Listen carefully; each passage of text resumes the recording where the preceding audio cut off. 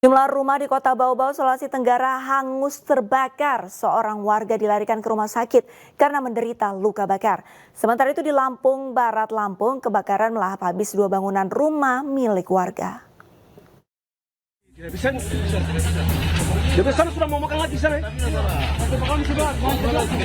Tiga rumah warga di perumahan Beto Ambari Permai, Kota Bau-Bau, Sulawesi Tenggara, ludes terbakar Rabu sore. Asap hitam yang mengepul dan kobaran api membuat warga di sekitaran perumahan panik. 4 unit armada pemadam kebakaran dikerahkan guna memadamkan api. Sekitar 30 menit kemudian, api berhasil dipadamkan. Diduga sumber api berasal dari BBM yang tersimpan di rumah warga. Memang pada saat kami tiba di lokasi, memang api cukup besar dan kami melihat ada aliran api yang mengalir, itu diduga BBM. Kenapa? Karena kami melihat dari bekas ilarannya dan kita memadamkan cukup susah, ternyata itu adalah BBM.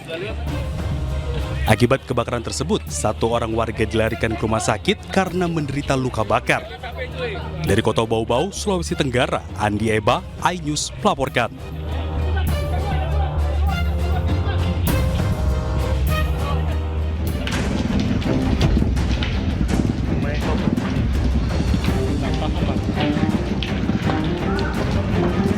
Kebakaran terjadi di Kelurahan Pasar Liwa, Lampung Barat. Dalam sekejap, 2 bangunan rumah milik warga ludes terbakar. Peristiwa terjadi pada Kamis pagi. 2 mobil damkar dikerahkan. Tim pemadam dibantu oleh TNI, Polri, dan warga sekitar bahu-membahu memadamkan kobaran api. Api baru berhasil dijinakan 2 jam kemudian. Menurut warga sekitar, kobaran api pertama kali terlihat dari sebuah kontrakan. Kemudian percikan api melebar hingga ke rumah sebelahnya dan langsung menghanguskan rumah beserta isinya. Sekitar setengah 9. Kondisi korban sekarang kira-kira, Bang? Alhamdulillah nggak ada korban jiwa.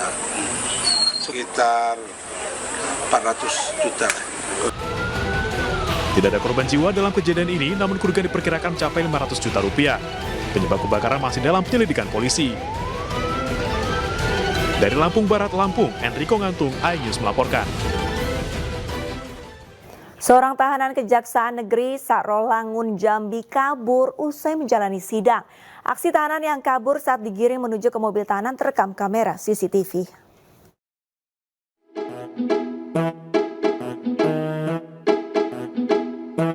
Beginilah detik-detik tahanan kejaksaan kasus pencurian bernama Sandit kabur sesaat setelah mengikuti persidangan di Pengadilan Negeri Sarolangun, Jambi yang terekam kamera CCTV. Kejadian bermula saat para tahanan usai mengikuti persidangan, digiring menuju mobil tahanan yang berada di Kejaksaan Negeri Sarolangun. Di saat petugas tengah lengah, Sandit mulai melepaskan borgol yang dipasang hingga lepas, lalu melarikan diri ke arah hutan yang berada di belakang gedung pengadilan negeri setempat. Melihat kejadian tersebut, petugas pengawal tahanan serta pihak kepolisian yang berada di lokasi langsung melakukan pengejaran ke dalam hutan. Namun sayang, mereka kehilangan jejak dan hingga saat ini Sandit belum ditemukan. Terkait hal tersebut, hingga kini pihak kejaksaan belum memberikan keterangan resmi. Dari Kabupaten Sarolangun, Jambi, Ridho Habibullah, iNews melaporkan. 5 orang komplotan pemilik situs judi online di Kabupaten Bandung, Jawa Barat diringkus polisi. Diketahui selama beraksi dalam kurun waktu 3 bulan, kelompok ini mengantongi omset mencapai 3 miliar rupiah.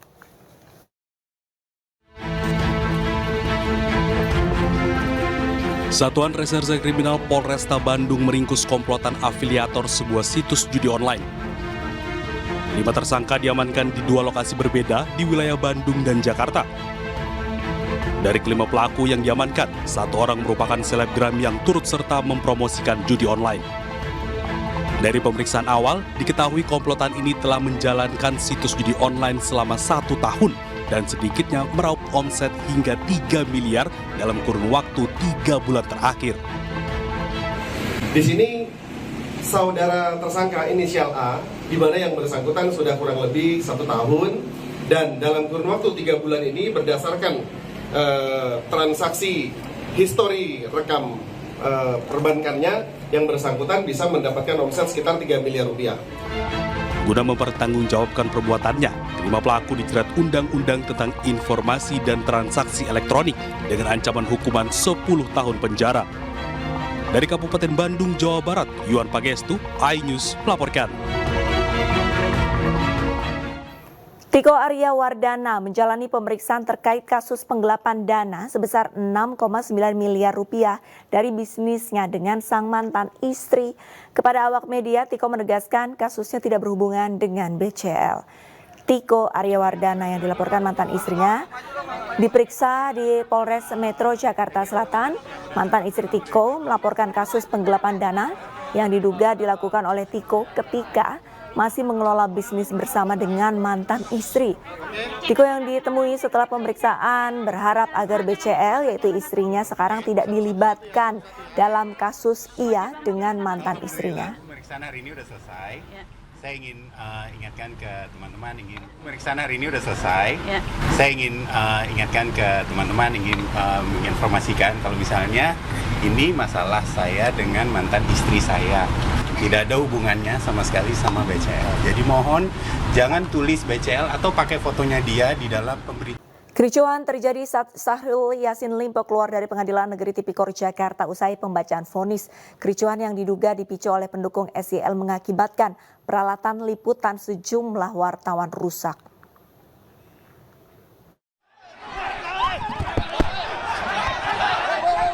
Kericuhan terjadi saat Syahrul Yassin Limpo hendak keluar dari ruang sidang PN Tipikor Jakarta.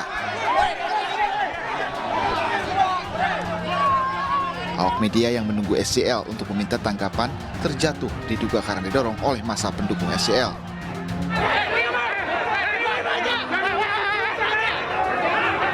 Massa pendukung SYL meminta para awak media untuk membuka jalan bagi SYL yang akan keluar dari ruang sidang. Namun permintaan dengan teriakan keras pendukung SYL memicu keributan.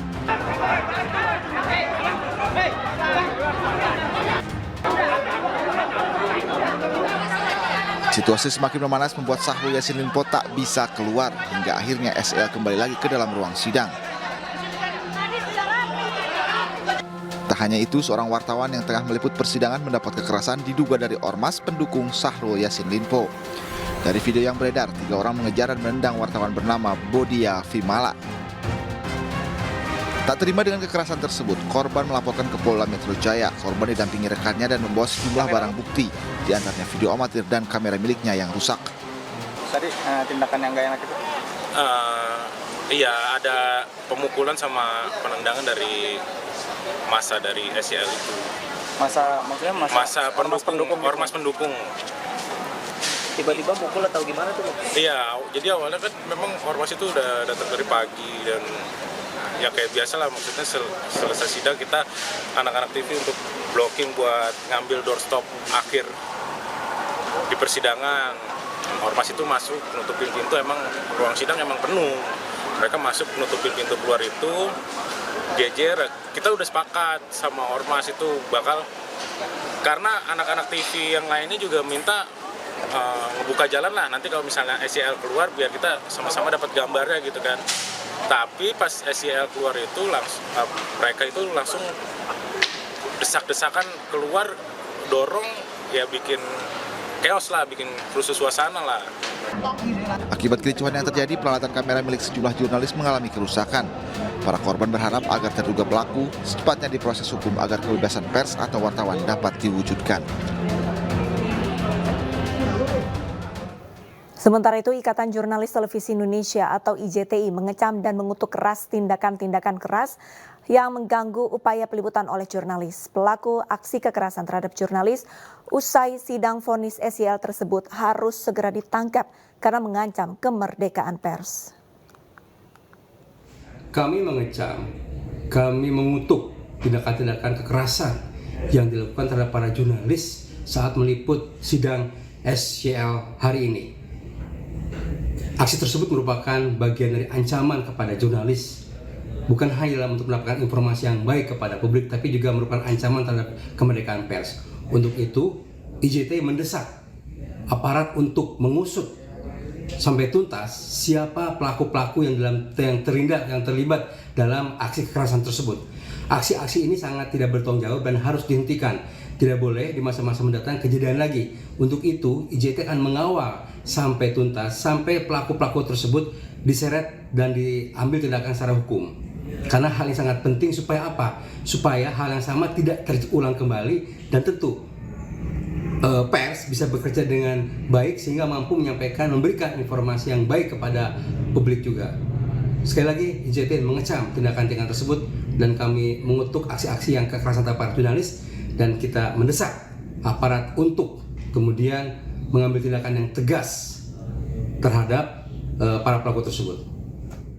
Kuasa hukum 7 narapidana kasus pembunuhan Vina dan Eki akan menjadi hasil pra-peradilan Peggy Setiawan sebagai bukti baru atau novum. Hal ini terkait dengan peninjauan kembali yang akan dilayangkan ke MA.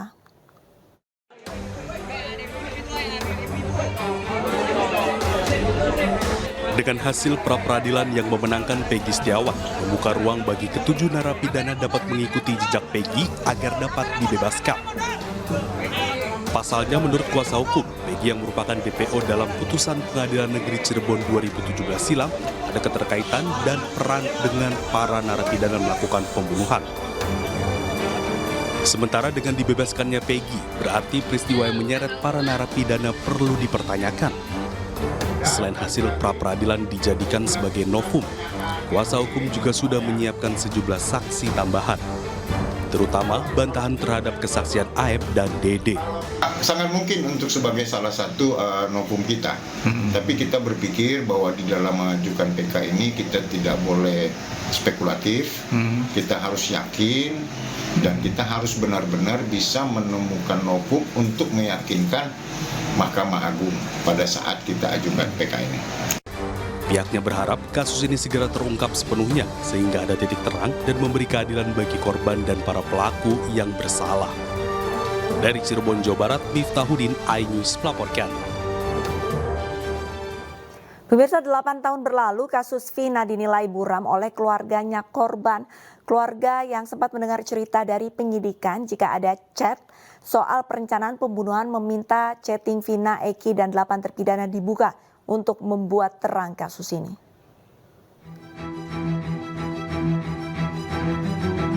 Delapan tahun berlalu, kasus Vina hingga kini dinilai masih buram oleh keluarganya.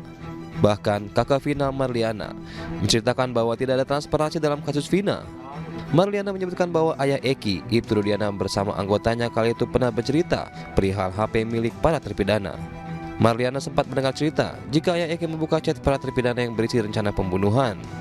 Dari isi percakapan itu, Rudiana meyakini bahwa para terpidana telah sengaja dan berniat melakukan pembunuhan terhadap Vina dan Eki. Namun, Marliana tidak pernah ditunjukkan langsung isi percakapan para terpidana itu. Nggak ada kontak yang lain.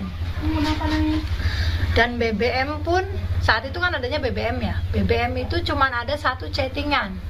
Dan chattingannya juga hanya kayak chattingan baru 2 harian. Jadi kalau chattingan juga sedikitnya kayak udah ada yang hapus juga gitu.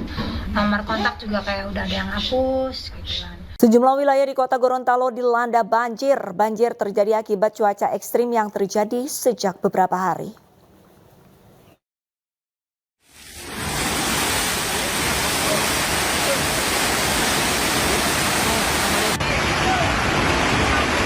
Inilah detik-detik meluapnya air sungai di wilayah Kecamatan Liato, Kota Gorontalo yang menerjang permukiman warga. Banyak rumah warga yang rusak parah akibat terjangan banjir. Tidak hanya di Kecamatan Liato, banjir juga terjadi di Kecamatan Talumolo, Kota Gorontalo. Luapan air sungai membuat akses jalan lumpuh dan ratusan permukiman warga terendam banjir. Sementara itu, longsor juga terjadi di Jalan Yosudarsono, Kelurahan Tenda, Kota Gorontalo. Longsor pun membuat akses jalan dari dan ke wilayah Tenda terendam banjir.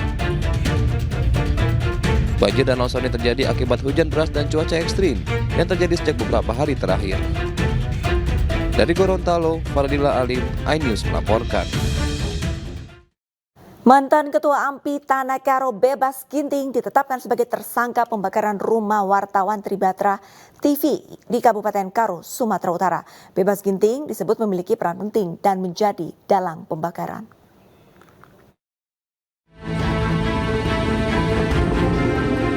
Ketua DPD Angkatan Muda Pembangunan Indonesia atau AMPI Sumatera Utara angkat bicara terkait status Bebas Ginting di AMPI Tanah Karo. Bebas Ginting diketahui pernah menjabat sebagai Ketua AMPI Tanah Karo hingga tahun 2021. Sejak saat itu, Bebas tidak memperbarui status keanggotaannya baik di AMPI Sumut maupun Tanah Karo. Pada tahun 2022, AMPI Sumut sudah menunjuk pelaksana tugas Ketua AMPI Sumut dan Bebas Ginting sudah tidak tercatat sebagai anggota. Beliau pernah di AMPI, tapi masa jabatannya sudah berakhir di tahun 2021. Jadi memang beliau sudah tidak aktif lagi ya sejak tahun 2021. Dan di 2022 kita sudah melaksanakan tugas untuk DPD AMPI Kabupaten Tanah Karo. Untuk status keanggotaannya sendiri, Bang? Masih terdaftar atau gimana? Sampai saat ini beliau belum mengurus kembali untuk kepengurusan kita di AMPI Tanah Karo maupun di AMPI Sumatera Utara. Polres Tanah Karo telah menetapkan 3 orang tersangka dalam kasus pembakaran rumah wartawan Tribrata TV Sampurna Pasar Ibu. Bebas Ginting juga disebut-sebut sebagai dalang pembakaran yang menewaskan Sampurna dan keluarganya. Dari Medan, Sumatera Utara, Ahmad Ridwan Nasution, iNews melaporkan.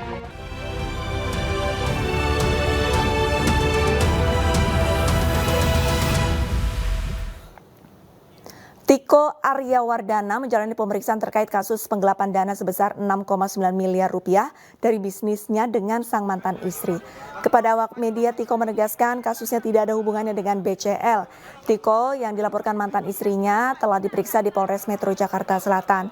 Mantan istri Tiko melaporkan kasus penggelapan dana yang diduga dilakukan oleh Tiko ketika masih menjabat pada usaha di bidang makanan dan minuman yang dibangun bersama mantan istrinya. Tiko yang ditemui setelah pemeriksaan berharap agar BCL, istrinya yang sekarang ini, tidak dilibatkan dalam kasus dirinya dengan mantan istri. Pemeriksaan hari ini sudah selesai. Ya. Saya ingin ingatkan ke teman-teman, ingin menginformasikan kalau misalnya ini masalah saya dengan mantan istri saya. Tidak ada hubungannya sama sekali sama BCL. Jadi mohon jangan tulis BCL atau pakai fotonya dia di dalam pemberitaan masalah ini. Sebuah laundry di Desa Cilampeni, Kecamatan Ketapang, Kabupaten Bandung, Jawa Barat, Kamis sore hangus dilalap si jago merah. Akibat peristiwa ini, seorang pegawai menjadi korban dan harus dibawa ke rumah sakit karena mengalami luka bakar.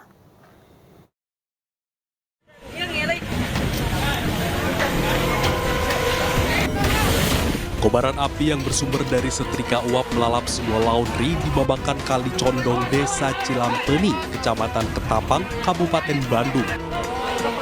Peristiwa kebakaran ini terjadi pada Kamis sore. Akibat peristiwa ini, seorang pegawai laundry mengalami luka bakar. Korban terpaksa dilarikan ke Rumah Sakit Hasan Sadikin, Kota Bandung karena menderita luka bakar hingga 80%.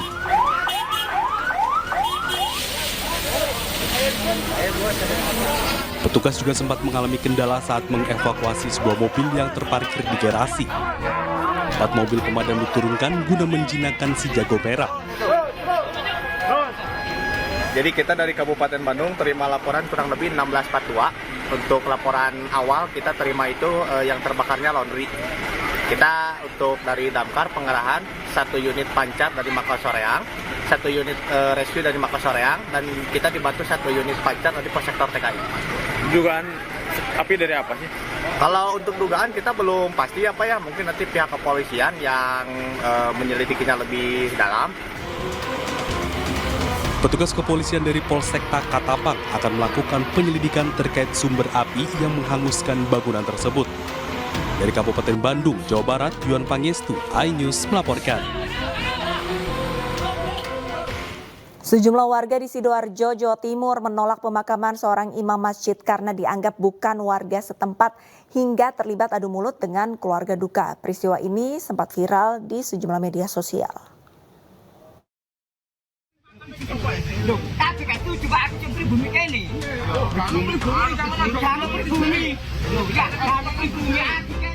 Video amatir warga Desa Kedung Turi, Kecamatan Taman Sidoarjo, Jawa Timur viral di sejumlah media sosial pada Kamis siang. Dari video ini tampak sejumlah warga terlibat adu mulut hingga saling dorong di sebuah pekarangan makam desa setempat. Kejadian ini berawal dari sejumlah warga yang menolak untuk memakamkan seorang imam masjid dengan alasan tinggal di dalam kompleks perumahan dan bukan merupakan warga asli desa itu. Kepala Desa Kedung Turi Arifin menyampaikan kejadian ini dipicu oleh salah paham antara warga yang menolak dengan keluarga yang berduka. Karena sebelumnya ada kesepakatan antar warga, selama makam desa yang baru dalam tahap perluasan dan belum jadi, maka warga dalam kompleks perumahan yang memiliki KTP setempat dapat dimakamkan di makam desa yang lama. Apa yang sudah disepakati masyarakat Kedung Turi terkait warga perumahan yang sudah ikut pembayaran makam, beliau sudah lunas dan dapat sertifikasi pelunasan makam itu dan berhak dimakamkan di Desa Kedung Turi. Kebetulan di dalam kesepakatan tersebut, ketika makam yang sudah direncanakan dan mau diuruk ini belum selesai, kesepakatan sudah berbunyi yang sudah lunas berhak dimakamkan di Desa Pedukuhan tersebut.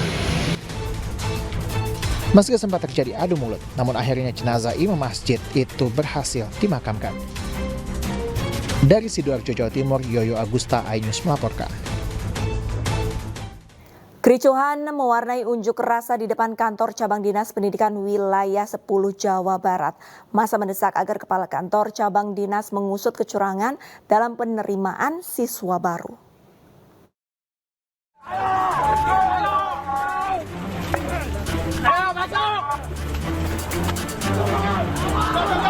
Saling dorong antara petugas kepolisian dengan massa aksi terjadi di depan kantor cabang dinas pendidikan wilayah 10 Jawa Barat. Aksi ini dipicu oleh massa aksi yang memaksa masuk ke dalam gedung untuk menemui kepala kantor cabang dinas wilayah 10 Jawa Barat di Cirebon. Sebelumnya, puluhan mahasiswa tersebut melakukan long march dan membakar ban saat aksi unjuk rasa digelar. Dalam aksinya, massa menuntut kepala kantor cabang dinas pendidikan wilayah 10 Jawa Barat untuk mengusut tuntas kecurangan pada penerima peserta didik baru atau PPDB di Cirebon, Jawa Barat. Kita mempunyai tuntutan bahwasanya soal PPDB yang ada di Kota Cirebon ini perlu diuji keabsahan datanya. Itu yang pertama. Lalu yang kedua, kita menuntut ketika ada kecurangan sesuai dengan fakta integritas dan juga SOP PPDB, para pelaku kecurangan penyelenggara pendidikan ini harus dihukum gitu. Pemecatan ataupun pengunduran diri. Dua tuntutan itu menjadi poin yang kami akan bawa, akan kami kawal dalam aksi ini. Mahasiswa juga berencana melaporkan kecurangan PPDB ke Provinsi Jawa Barat.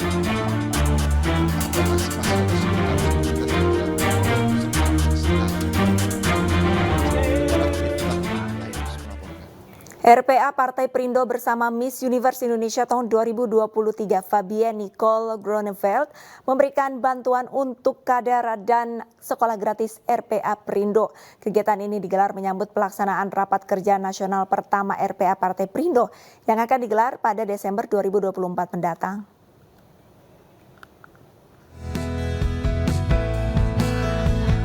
Anak-anak rumah singgah RPA Perindo yang berada di kawasan Bojong Menteng, Rawalumbu, Kota Bekasi dikunjungi Miss Universe Indonesia tahun 2023 Fabienne Nicole. Hadir bersama jajaran pengurus DPP RPA Perindo, anak-anak diajak bernyanyi dan bermain. Anak-anak ini juga diberikan motivasi dan dukungan dengan bantuan fasilitas dan peralatan belajar. Kami bekerja sama juga dengan Miss Universe membuka kegiatan ini. RPA Perindo mempunyai relasi dengan siapapun yang bersama-sama kita melihat bahwa perempuan dan anak ini merupakan isu yang universal. Dan kita di sini untuk mendonasikan dan memotivasi anak-anak. Jadi sesimpel dengan alat-alat tulis biar mereka sebentar lagi mau mulai sekolah lagi nih. Jadi biar mereka lebih giat, motivasi untuk biar mau lebih belajar lebih banyak lagi. Karena pendidikan itu penting banget buat mereka. Kegiatan yang digelar menyambut Rakernas pertama RPA Perindo ini juga memberikan bingkisan untuk para kader dan simpatisan yang ada di Kota Bekasi. Dari Bekasi, Jawa Barat, Rahmat Hidayat, iNews melaporkan.